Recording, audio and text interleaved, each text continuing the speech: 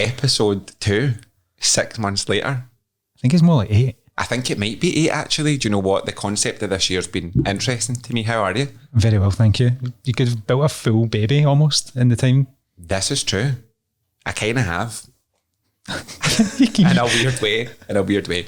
A very interesting baby. It's been super interesting. So let's just start.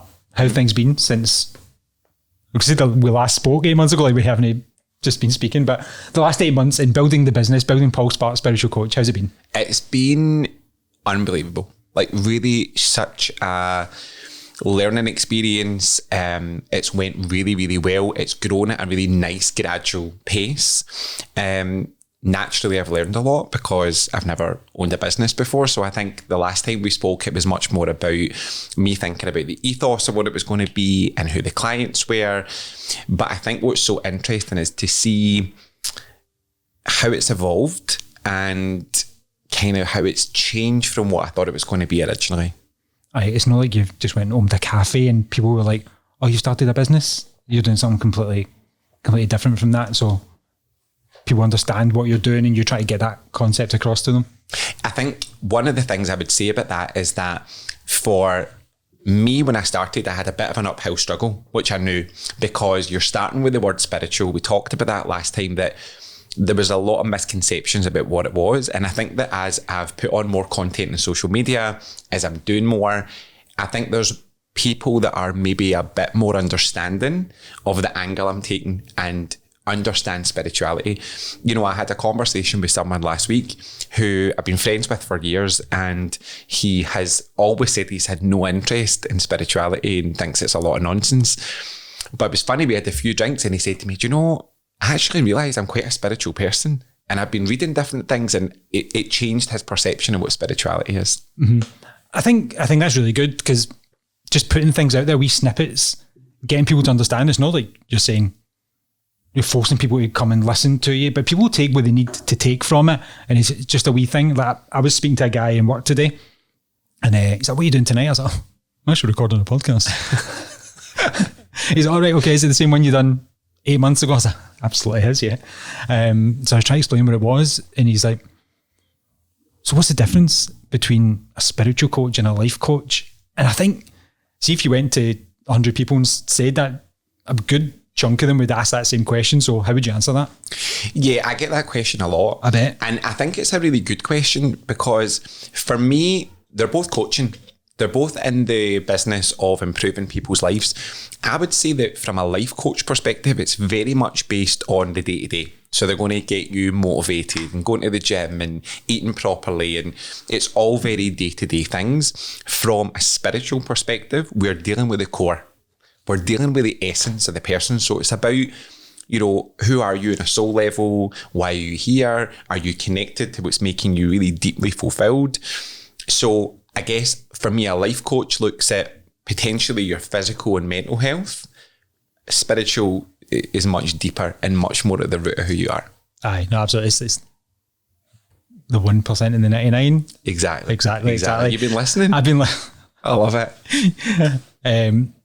You've done tons of stuff. So you've done your classes, you've done the photo shoots. Mm-hmm. What's next? I think, first of all, what I would say is those things were a real labour of love.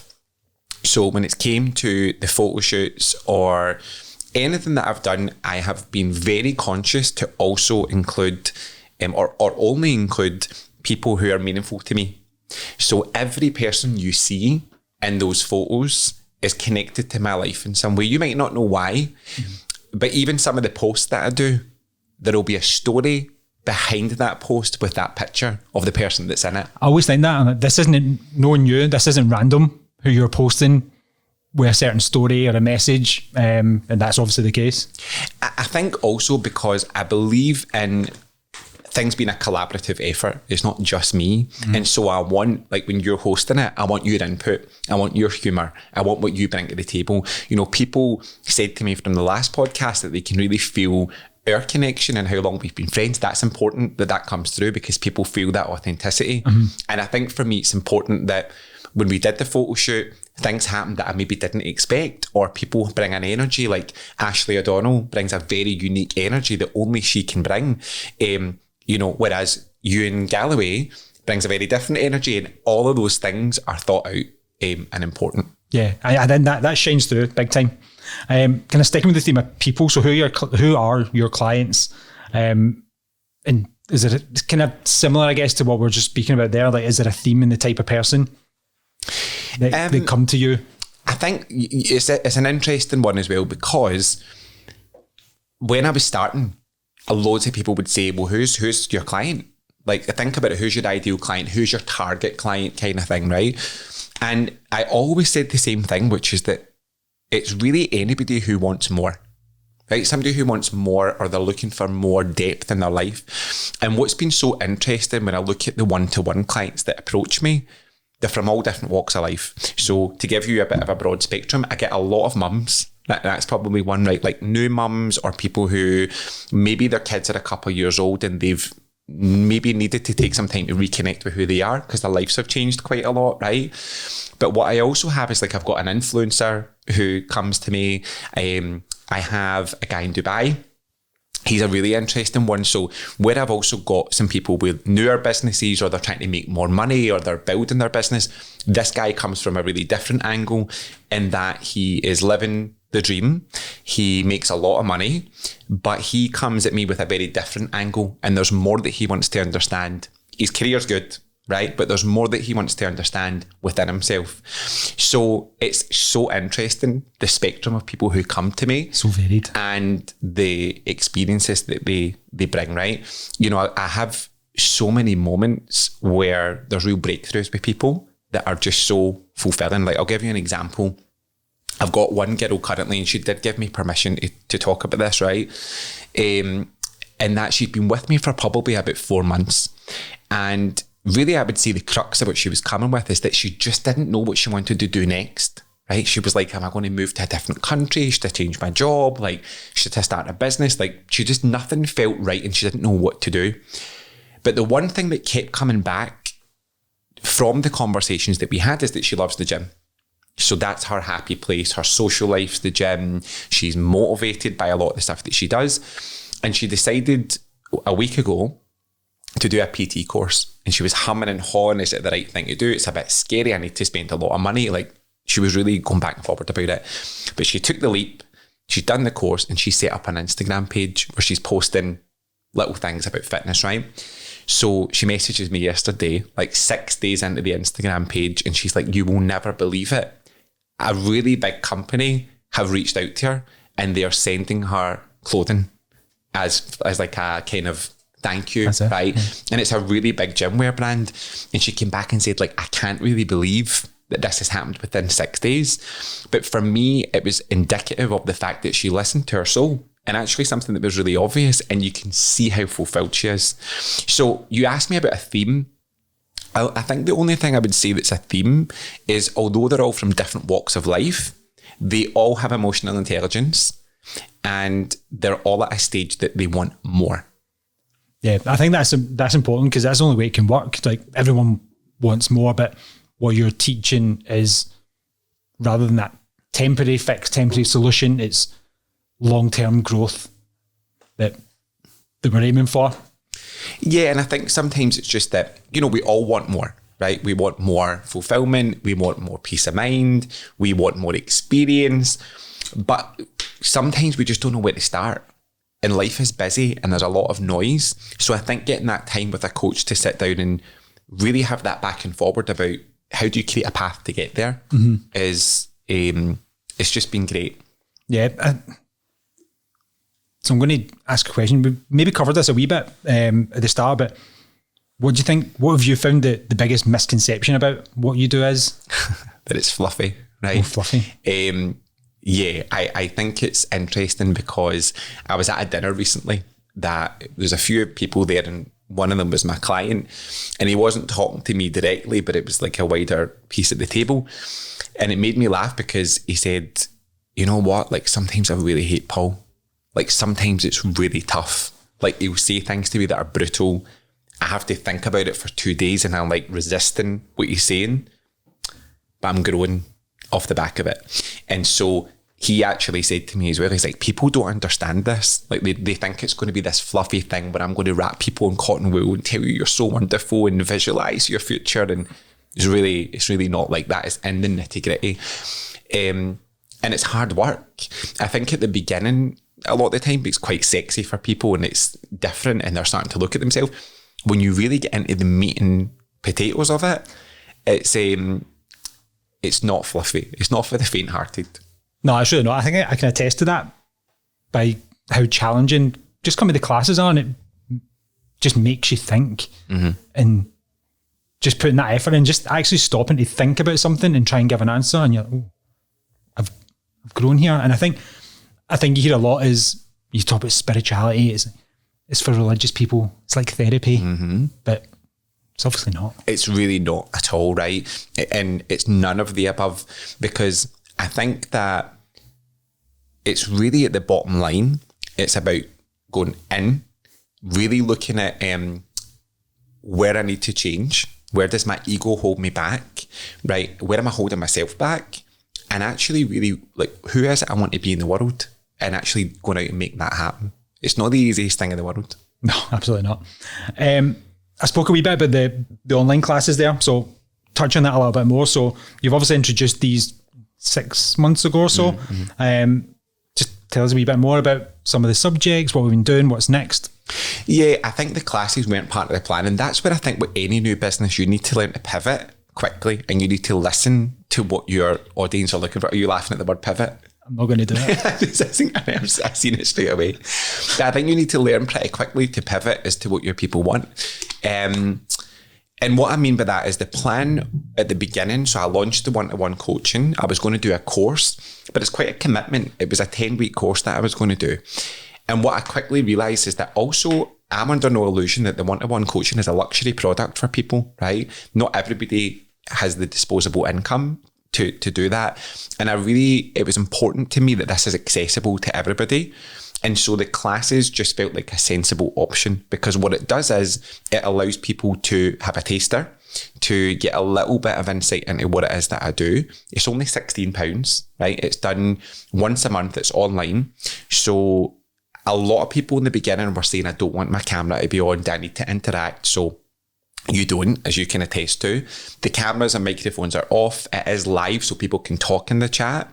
It's funny because we have created quite a small community of people. I was going to say, it seems like cliche to say that, like we've got such a great little community, but you can see it developing as time goes on. From class 1 to last night, people are a lot more open to sharing, and there's no one forcing them to share, but people are doing it willingly, and you kind of get to know folk somewhat, and I think you get a lot more out of it, and I think we get a lot more out of it as a result of that. So I think it's fantastic. Yeah, and I love when I see people interact with each other, right? I see people speak to each other and answer each other's questions and stuff. And we also send out the recordings. So if people can't make it in the moment, or they don't like that environment of a live class, we email it out to them afterwards. So a lot of the topics I've looked at are universal things. I always want it to be things that are quite relevant, and also things that are themes in my one-to-ones. So sometimes you see a really prevalent theme.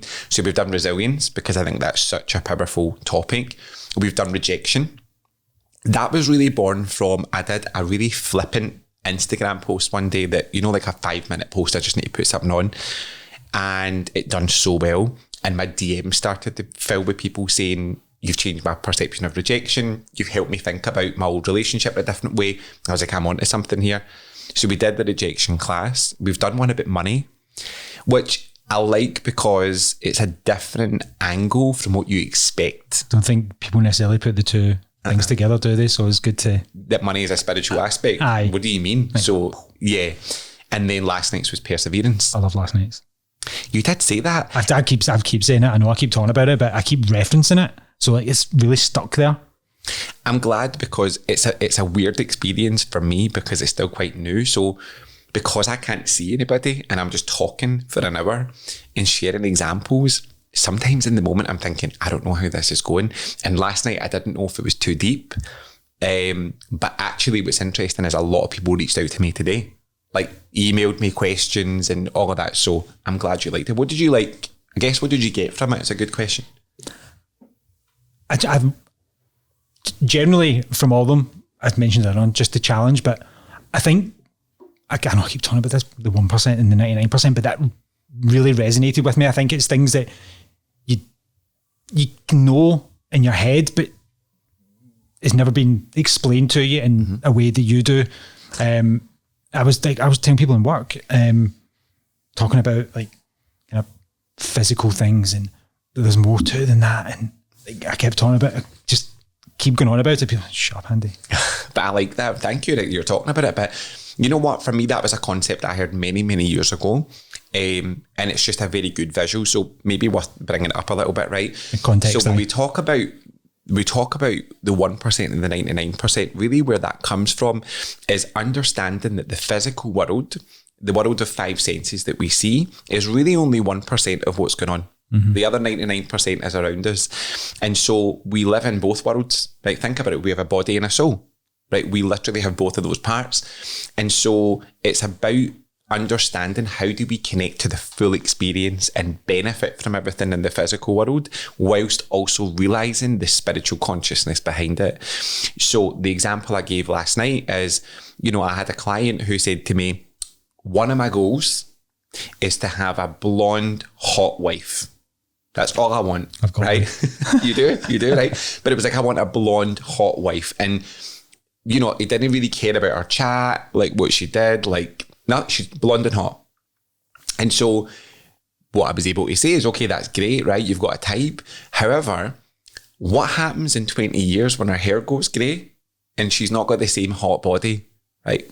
What's left? Right? There must be a deeper aspect. So I want them to have the hot blonde wife the way you do, but I also want people to acknowledge that you need that spiritual element. There needs to be something values-based for that to last. The other example I gave was, I've got a guy who came to me and said, one of my big dreams is a house on the beach, right? I really want to live in a house on the beach. And that's the 1% for him, and that's important.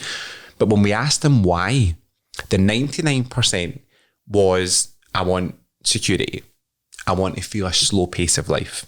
I want to feel the peace that I feel when I sit at the water. I want a place that my family can go to the beach. That's the 99%. So yes, he wants the house, but what he's really looking for is that deeper aspect. That's the vehicle that gets him the ultimate fulfillment. Exactly. Lovely. We spoke about New York a lot today, so I feel remiss if we didn't touch on it a wee bit more. So you're recently back a week ago? Yeah, a week ago. And it was just the most meaningful trip, right? I've been to New York many times over the years. I've been very lucky to go many times, but this was particularly special. So primarily, right, I went with my friend and it was his first time. So he was really excited and we got to do loads of amazing things. But primarily the reason for that is that I got to visit my spiritual teacher. And I think I maybe didn't realise the gravity of it and how emotional it would make me until I got there. So for context, I think I had a moment where I was getting on the bus to leave New York City to go to our house for dinner. And, you just have one of those little moments where you pause, right? And I'm getting the train tickets and we're getting organised. And I just thought to myself, I remember being 18 in Cali Uni, right? And it was between two classes. And somebody sent me an audio class from this woman. And I put in my earphones and I remember like all of my body getting up in goosebumps. Like, who is this woman? She'd like a very powerful, fierce presence. And I think when I'm now 37, so it's 20 years later, that I listened to her classes. Now, this woman did not live in Springburn, right? She didn't live round the corner from me. She lived in Beverly Hills at the time. You said, right? You actually live round the corner for Springburn. I know. For Partick, mate. I know, right? But she wasn't somebody that lived close by. Like, she was a woman I was listening to audio and I was watching videos every week. And then what's so interesting, I think, is how life evolves, right? And that desire where that takes you, because I listened to her classes for many, many years. And then I became friends with her daughter, very, very close friends. And then years and years later, we've been through loads of things. She now lives in New York and I do classes with her. and I do classes every week, right? So to then get to the point that I'm getting on a bus to go to your house for dinner, to spend it with your family, and I'm also with a guy from my gym who I walked past for years. Like, we didn't know each other for years and years and years. And now all of a sudden, he's one of my closest friends. We're getting on this bus to go to your house. It was like a really meaningful, like, you know, one of those moments you're like, how did this happen? I just take a step back and how is this? Like, but I don't think nothing's an accident, is it? Well, yeah, and I think it was just that realisation. And you know, poor Adam, who I was with, because I was sobbing, right, and I don't cry very often, right? I'm sobbing getting He just on wants the to go and bus. get his dinner. And he was like, are you all right? Like, he was running about like an airport right? He's doing the kitty and the tickets and blah, blah, blah. He was like, are you all right? And I'm trying to explain why I'm crying. I'm like, this is really meaningful for me. And I don't know why you're here. Like, how did this happen? And he was kind of like, I don't really know either. So it was just a very fun experience, as always been in New York City, but it really came with a lot of meaning for me. Do you know, I think New York as well is one of those, I mean, we spoke about this years ago, and how certain places have an energy. Oh, 100%. That's one of them, innit? How would you describe, I'm putting you on the spot here, but how would you describe the energy in New York? The first word that comes to my head is chaotic, but you can take that two ways. It can be bad chaotic or good chaotic, but I think it's how you handle the chaos and channel it, because you can be part of the chaos. So I've been once before, and we're going to get in the end of the year. But I think it's different every time. It's a new experience every time. Not just because it's so vast, obviously, but it's just one of those places, eh? I think it's just, for me, I think you're right, but it feels limitless. I love that. You can be whoever you want to be in New York City. There's people wearing the most outrageous outfits. There's people, they talk to you in the street, they shout things. It's like a very, and think about the people that go there to make it big and live their dreams and all of that. I think it's just like a city of where it feels limitless. It's like plugging yourself into an electric socket. Don't get me wrong, right? We then left, we left the city and we did a couple of things. We did Coney Island. Right? Never been. Coney Island is fun. Like, it's like a very, very old fairgroundy type place, but they've never changed it. So it's all like hot dogs, and you're on a boardwalk, and there's like a Ferris wheel. It's very cute. And then we also did New Jersey. So my teacher's family had a cafe in New Jersey, and we spent a whole day there. The weather was great, and we sat there for like 5 hours eating cakes and drinking iced coffees.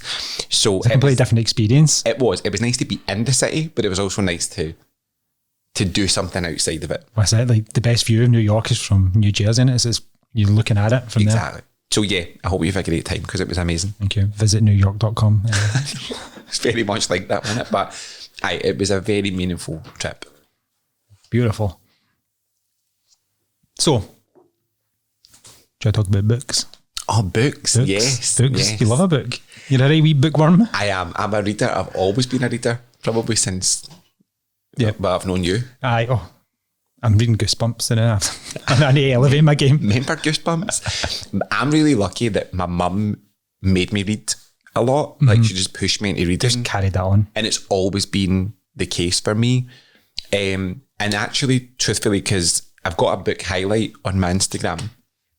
And that, to be honest, is something my teacher does that I find really inspiring, because what she'll share are books that you wouldn't necessarily think are related to spirituality, but they contain really deep spiritual lessons. And over the years, I've got so many things from her. One that comes to mind, she shared this book years ago called Lights Out. And it's a book about sleep and how our sleep's really impacted by artificial lighting. Because if you think about, like, in the cavemen in their days, like, if it was dark, they slept because they couldn't see it, right? But now we've created artificial lighting, and we talk about the health problems that creates and blah, blah, blah. Anyway, that's by the by. But for me, I wanted to do the same thing, where if there was books that I'd read that I find inspiring, that have taught me something, I wanted to set up a highlight. Now, not everybody will engage with that, but some people do. And some people have messaged me to say I bought that book or whatever. So I just like to share that. It's quite nice, isn't it? I think you probably appreciate that time as well, reading time, because everything's so full on, you're doing so much, and it's just that reflection. But do you feel like the further you get into your journey, That's the first time I've said journey. I think I said that a lot last time. Before you get in your journey, I think it's, do you look for things that are not just like in your face? This is the lessons you need to learn. This is almost theory. So you're finding stuff within books and picking little bits out. Do you find that more satisfying? Yeah, I do. And I think also it's like, I want to do things that I'm interested in, right? I think there's a lot of generic spiritual texts, which are fine, but you know, I think I want to invest in things. So for example, the book I'm reading just now, right, I'm really fascinated and it's quite personal to me, is a book called The Velvet Rage. And it is genuinely blowing my mind. And it's quite a tough read because I'm identifying with a lot of it. And The Velvet Rage is about, it's from a guy who he's got a PhD, right? I think he's some sort of physiotherapist or psychologist or something, right?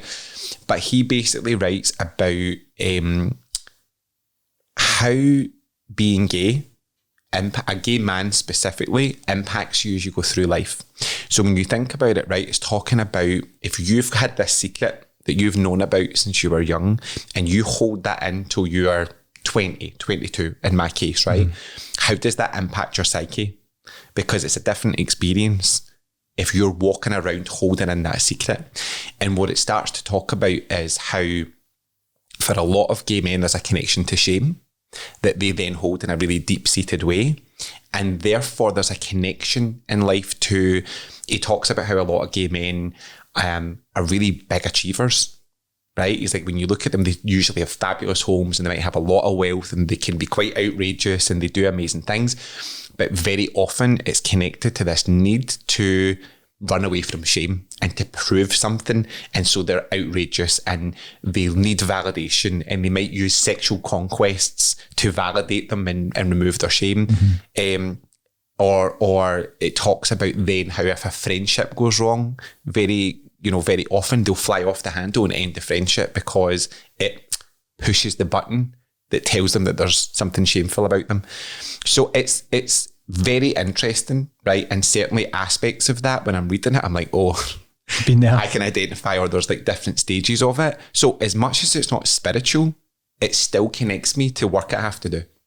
Aye, so it's deeper. It's a lot deeper than just reading words on a page. Mm-hmm. We've said the word values comes up quite a lot, almost as much as the word journey. Almost. So you obviously talk a lot about values. So tell me why you think that's so fundamental to what you're doing.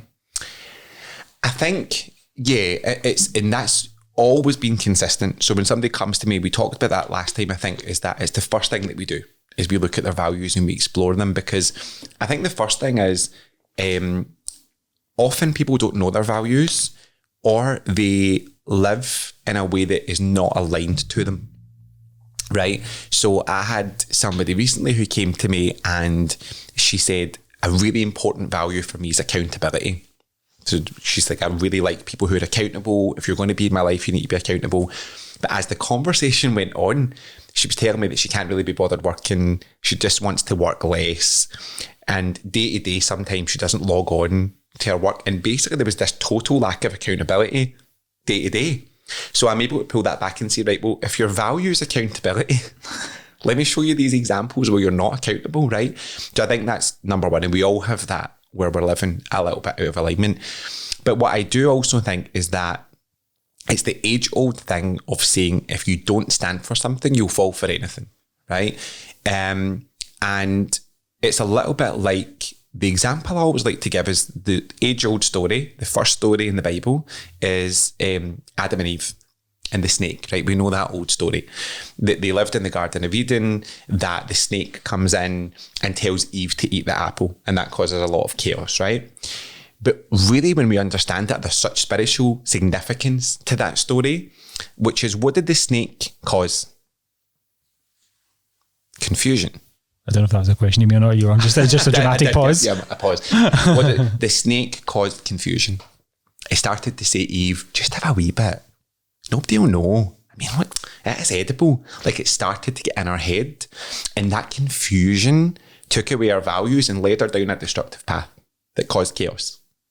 And so for me, when you don't know your values, it's that exact thing. You will be easily confused between what's right and wrong. You know, I think a good example of that we talked about earlier is, you know, it's really concerning to me that we've got young guys who use Andrew Tate as their role model. Right? I've heard people say this, that like, you know, he's got a lot of value. And I look at that and I think it's very concerning that, and I get the allure. It's a guy in a suit. He's wealthy. He's talking about yachts. He's got his sunglasses on. He's very well spoken and articulate. And what he's sitting with a suit on, right? So these young guys who maybe don't know their values and don't know who they are yet, it's impressionable, because what happens is a little bit like the snake in the garden. There's a little bit of truth in what he says. So there will be some things that have value, but it's laced with a lot of negativity. It's like that promotion of instant gratification over long-term personal fulfillment, isn't it? And people are automatically drawn to that because quick fix, like this is, you get a yacht at the end of it, to drive a Ferrari, that's you, your life's complete. But there's more to it than that, and that's what you teach, and I think that's a lot of what I take out of that personally. Yeah, and I think somebody actually challenged me on that recently, right, which I thought was good, and we had that conversation, and they said, you know, I think he's got a lot of good stuff to say, and I said, look, put all your opinions aside of him. The bottom line that I think I would always use is, in life, we are either creating light or we're creating darkness, right? We're doing one or the other. And when you look at Andrew Tate in that example, I'd love anybody to come back to me, and sorry, I'm hitting the mic. I'd love anybody to come back to me and tell me how he spreads light. How is his message helpful? I love this. I think one of the things I've gotten from coming to the classes is being mindful of, is this the best version of me, making this decision, saying this thing at this point in time, taking that step back. You relate it to that and you're like, don't know if it is. 100%. Yeah. So that's just one example in my personal opinion. But for me, when you know your values, you can differentiate between that confusion, between what's really right and what's not. Sorry, having a wee drink now. 2 hours are causing chaos today. Chaos is the word of the day, isn't it? Chaos is the word of the day. Chaos, journeys, and there'll be a tagline for the podcast. And values. Chaos, journeys, and values. I quite like that. It's catchy. It's punchy. I like it. Just like you punched that mic.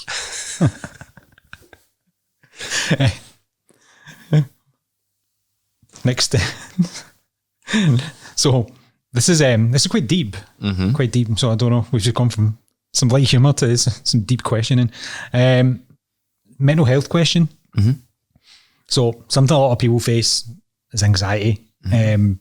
So quite a broad term, but give me a wee bit about your experience with that and how you tie it in. Yeah, I think first of all, I always think about things in 3 levels. So we have our physical health, right? Then you have your mental health, and then you have your spiritual health. And I think all 3 are important. I will always say, like, I'm not a mental health professional. So if somebody comes to me and they're struggling with their mental health, I won't coach them, right? Because it's not the right thing to do and it's not my field. I would send them to get medical help, right? What I will say is I can share my own experience in that when I was younger, I went through quite an anxious period for maybe 6 months. It was quite debilitating anxiety, right? It was 2012, so it was a long time ago, right? And so I understand what that's like. What I would say about it though, and this is just my personal experience, is that when I look at it, I think there's a big difference between having diagnosed anxiety and having anxious periods, right? 100%. And it was just an anxious period in my life. And I think what I had to do at that point is ask myself some really tough questions, because what was making me anxious when I really looked at it was my lifestyle. It was that I was surrounded by people who weren't really good for me, who weren't a good match. I did not look after myself. I was going out a lot of the time. I partied a lot. My sleep wasn't good. I was drinking a lot of alcohol. I wasn't fulfilled in my job. So all aspects of my life weren't really where I wanted them to be.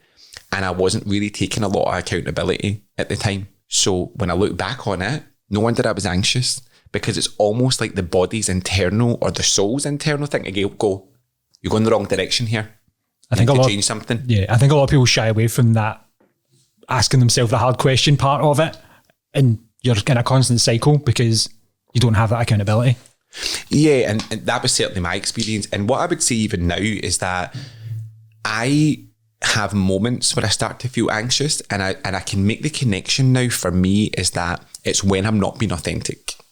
When I am being authentic to who I am and my values and desires, I feel calm. When I start to feel anxious, I have to stop myself and say you're engaging in something that isn't authentic to your soul. Usually that's what it is for me. That's powerful. Big time. From anxiety to merchandise. Okay. I love it. We're just going for it. We're just going for it. Get the badge in. I love it. Get the badge in. It's a nice hoodie. It's a nice hoodie. Do you want to talk to us about tell us about your hoodie, tell us about your merch. I mean, do you know what? The funny thing is, it's quite random, isn't it? When you look at a spiritual coach who's got hoodies, right? Probably doesn't go hand in hand. 2024, everybody's got merch. But what I would say to you is, originally they were for branding. So I just got a couple of them, right, for getting, and then people started to message me, and then it was more like friends and family wanted them. I think people just want to support their friends. I mean, the same way you'd walk about, or I'd walk about with my PT's hoodie on because you support what they do. So it's just giving that love, isn't it? I guess, do you know what, you're right, because for me it was a couple of things. So one, it was branding. Really, truthfully, the second was to raise a bit of money in the beginning, right? That allows me to build the business and invest that back into other things. But actually, they're really good quality and they're really nice hoodies. What I didn't want to do is what's the GSM on it? Do you know? Oh, I don't know that. I don't even know what that means, by the way. I don't know. It's just how thick a hoodie is. Well, it's quite thick, to be fair. But that's as much as I'm going to be able to give you on that, right? But what I would say to you is, I didn't want a hoodie that says like Paul Sparks on it or like Spirit. Like, nobody's going to wear that. So I think it's quite sleek, just like the little bit of embroidery. I love my logo. So yeah, it's I've got it in. They come in black, they come in white, and they come in graphite. I've heard a lot of good things about the graphite. The graphite is really nice. So yeah, I will be probably doing another order soon. I always just put it on Instagram. You'd be doing like drops, like in a proper, don't know what's, some kind of high end luxury brand. Like people ask me something like something limited drop me for a coming pink one, but I'm like, no, I want to keep them sleek, black, white, and graphite. I did get a t-shirt, but it didn't really translate. The hoodies are the one. Personally, I'd quite like some jogging pants and maybe a hat. But do you know what's funny, actually? I did think about a hat. I didn't get them because I personally don't suit hats, right? I wear a lot of hats. But yeah, let me listen. I can hook you up. I'll get you a wee matching set of black jockeys. We'll see. Thank you. Thank you for rocking the brand. I should really be wearing it, but you're the one wearing it. So love it. I know. You never even made me. I was coming in this. I know. Washed it especially for today. Love it. Righty-ho. So, mentioned to me a bit earlier on, like, you're doing loads of stuff. You're doing one-to-ones. You're doing group classes. You're doing your own studying. You're pretty much doing a book club. Balance, man. How you balancing all this? Do you know, it's funny because this year I've never been busier, truthfully, right?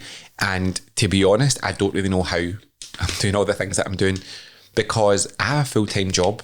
Like that, I have a lot of people. I forgot about that. Actually, I have a full-time job, which is keeps me quite busy. I then have my one-to-one clients. I have classes. I go to the gym. I'm trying to keep some sort of social life. Do you know what? Even I have to be honest. Like I went in, I've got a group chat, right, that I set up with some of my friends, and I just had to voice note, and I'm like, hands up, I've not been a good friend this year. Like I haven't really seen a lot of you. And you know, it was so lovely. They all came back, right, and said, look, we support you. They were all going, we didn't think we'd been good friends this year. Everybody's busy. And we all had a Sunday roast a couple of weeks ago. We just got together. Everybody cleared their Sunday. We had something to eat. We had a few drinks. And it was just so meaningful, right? So I would say that I am the busiest I've been, but I feel the calmest I've ever been and the happiest and the most fulfilled. And I think that comes from truly doing what I'm supposed to be doing. Like none of this feels like work. Yeah. Like it's a privilege to be able to do it, right? Tonight's Wednesday, right, when we're recording the podcast, every Wednesday night I do a class with my teacher. right, with Ruthie. So I'm in a small group and we do a really advanced study and it's at midnight. So it's 7 p.m. in New York, midnight in, 7 p.m. and it's midnight here. Now I can assure you that when I've been working all day on a Wednesday, I get up at 6 in the morning, I'm working at 8 o'clock on the Thursday morning. It's not the easiest thing to stay up till 1 o'clock in the morning. But I can tell you, honestly, that I go into it with excitement, genuine excitement. And that comes from, I think, awe that I get to do these classes, right? And real excitement. And what I get from them is so much more than the tiredness. For me, it's a real honour to be there. And actually, interestingly, as a side note, there's a very spiritual significance to studying at midnight, right? It's a very, very powerful time to study because it's a little bit of a juxtaposition, if you like, that the most light is revealed in darkness. That's deep. So, and it also goes against our nature, right? So actually by kind of going over and above your body's needs and doing that, like, and I do that once a week, it's a very powerful experience. I get a lot from it. I think it's a case of you feel more connected to the outcome of what you're doing because of the amount, the effort and the time that you're putting into it. I don't necessarily mean just doing your class at midnight, but everything that you've been doing up to this point. Yeah, and I think it's all about desire. So because I really want it, I've got the capacity for it. So yes, I'm juggling a lot, but they're all things that are meaningful and I'm proud of it, right? Because I think I'm quite a present friend. I think I'm a person who's managing to juggle all those things pretty well. There's always things I could do better, but I think it comes down to desire. I mean, I had this conversation the other day, right? And I mentioned it in the class as well about desire is that, when a person says, somebody was telling me a story recently, they were saying, I don't really like texting very much. Like I'm not on my phone and they used to text somebody a lot more and now I really, I don't like texting as much. We've all probably heard that, right, in the past. Relatable. And for me, I said to this person, look, it's not about you not wanting to use the phone. It's how much desire you've got to speak to that other person. Because if the most beautiful woman you've ever seen that really blew your mind appeared in your life, you'll text her. You'll wake up at 4 a.m. and text her because your desire will make you get to the phone. When that hot blonde wife comes into your life. Yes. It's not about the phone, right? And how much you want to use it. If you truly have enough desire, you have the capacity to do the things that you want to do. Agreed. Let's flip it on you a wee bit. Speaking about a lot of things that you've been teaching other people, but tell us something that you've learned recently that you want to share. There's a few things. It's funny, I learn a lot from my one-on-one clients. I bet. It's really funny. There's times that I can be going through something or I've got a question and I don't know what to do and it gets answered in the one-on-one session. I don't tell the client that, but the answer comes through them, which is funny. So I think what I've learned in my personal life recently is the value of vulnerability and having really vulnerable, open conversations. I've done that a couple of times in the last few months, and it's elevated the relationships in my life. Whereas maybe before I would have battled with people or made my own assumptions or had fallouts with people, and I've chosen vulnerability and it's given me a much better outcome. Another one I would say is that I had a really tough couple of years leading to this one where I lost a lot of friends. I lost a lot of people from my life and really had to do a bit of reflection on that because when you start to lose a few people, there's maybe sometimes a common denominator and there's something for you to learn. And I think for me, what I've learned recently and what's a really nice place to be in is like a genuine feeling of wishing them well. Like I don't hold on to anything from any of those. There's no residue from any of those people anymore. And I think I had that for quite some time. It's so natural to have that, isn't it? So training yourself out of that is massive. It's a really big thing for me. And actually, I'll give you a really crazy example of that. Is that a couple of weeks ago, I did this exercise, right? And it was it's a little bit weird, but it was really early in the morning, and I was Do going. you sleep? You're like midnight classes, and then what time you get up in the morning doing these? It was like 6:30 in the morning, right? This was not a Thursday, incidentally, after my class, but That's good. I was sitting in a coffee shop, and I was really thinking about, I was doing a bit of reflection, right? And I was really thinking about it's how important it is to be around, have people around you in your life that are the right people. And so I did like a small meditation with the intention to say, please get rid of anybody who shouldn't be there. Take them away. Like, I don't have time, right? So if somebody's not meant to be there, or they're still kind of hanging about, take them away. Mm-hmm. And it's the weirdest thing. I did a 2-minute meditation, and I went on my Instagram, and my followers dropped. And it was so funny. I knew exactly who had deleted me. It was somebody from my past. And when I looked them up, they'd just deleted me in that exact moment. Now, I feel like a lot of these things happen.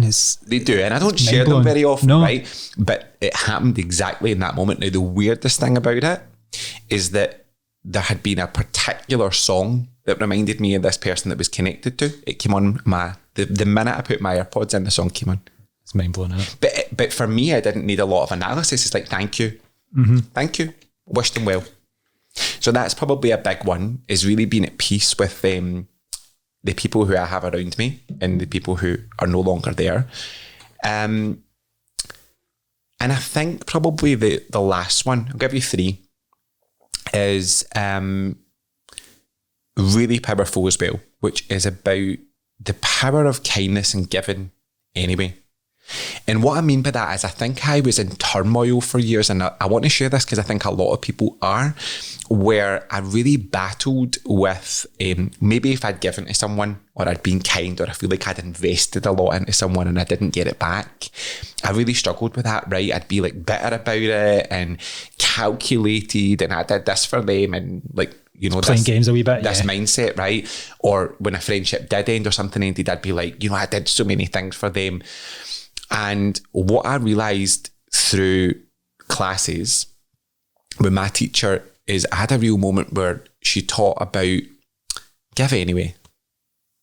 See, if you're kind and you want to give and you're coming for the right intention, you really never go wrong. How the other person receives that or chooses not to receive that is on them. But the energy that you create by truly coming for a good space in your heart and giving, that does not mean be a doormat.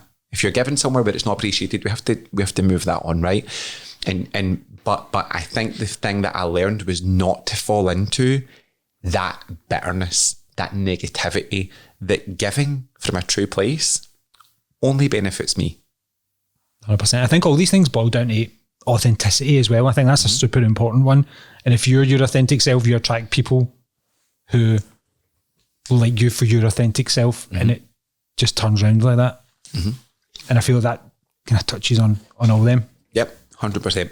I think kindness from a place of authenticity, as opposed to kindness to try and, because you think you need to be, two completely different things. And I always thought that kindness was wasted if it didn't, the other person didn't appreciate it, if it wasn't reciprocated, if the relationship ended. And really what I've learned is that it isn't, because it's my essence. If my essence is to give and to share, that can only be good. Yeah. It's not related to the outcome. Love that, absolutely love that. Last question. Oh, intense. What is it? Actually, I don't know what this is. What's next? What is next? Short question. Big question though. It's a big question. It's a big question. So I think naturally continuing to build the one-to-one client base, that's really like an exciting thing for me.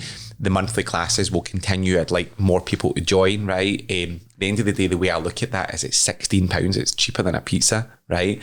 You know, think about how much money we invest in things, right? Invest in yourself. And like to spend £16 a month to invest in yourself and really learn things that change your mindset. I think I'd like to expand the numbers in the class. I'd like to do face-to-face events.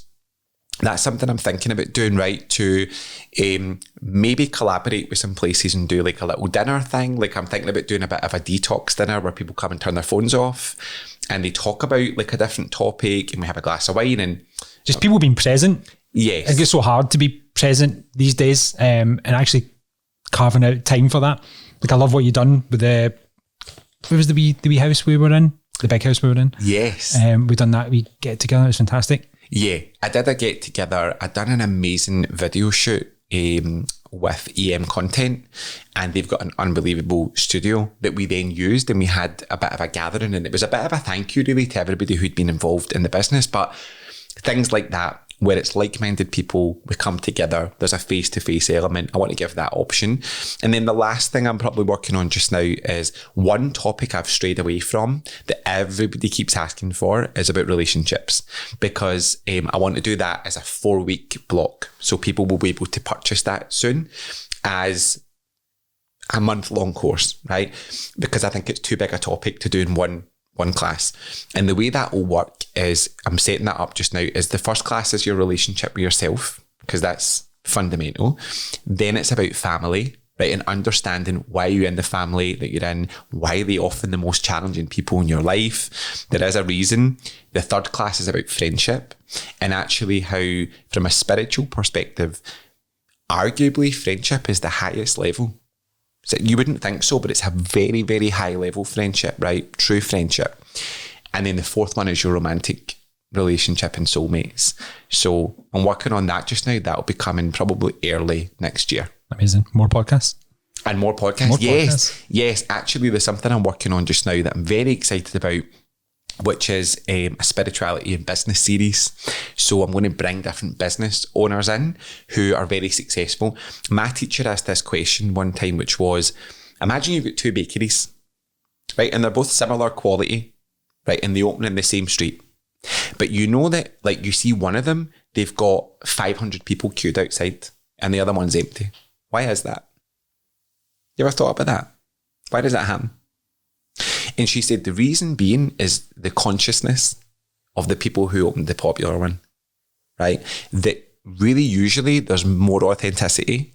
It's more related to the journey of their soul. Other people can naturally feel that, and it makes it more popular. So one of the things I'm planning is to speak to some successful business owners in Glasgow from different fields, and to really unpack the spiritual mindset of how they created their business and how they run their business. Amazing. Love that. Incredible. I think we're done. So just from me to you, I'm so proud of what you're doing. I think it's amazing. Just being a wee part of it is humbling and beautiful. So thank you so much. Listen, I really appreciate it. And again, love doing these with you. I think it's great to have this check-in, right? You know, who would have thought 8 months in that we'd be sitting here, right, having this conversation? Like I said at the beginning, it's really important for me that everybody involved in the process is part of me. So I have to thank you. Tune in for episode 3 with Andrew Tate. Thank you. Thank you.